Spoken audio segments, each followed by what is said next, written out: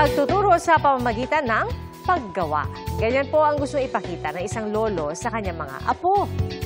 Bumalik siya sa pag-aaral kahit 70 taong gulang na siya. Magtatapos ng senior high school sa May 30 si Tatay Hilario Hibanes sa Apari, Cagayan. At dahil sa hirap ng buhay, kaya siya natigil noon sa pag-aaral. Hanggang sa alukin siya maging estudyanteng muli sa ilalim ng Alternative Learning System. Pinili ni Tatay Hilario na mag-aral ng Fishery Arts, Food and Fish Processing.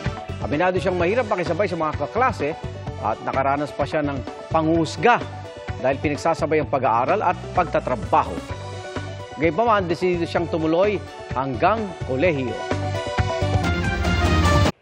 Mga kapuso, sama-sama tayong maging saksi. Mag-subscribe sa GMA Integrated News sa YouTube at para sa mga kapuso abroad, samahan niyo kami sa GMA Pinoy TV at sa www.gmanews.tv.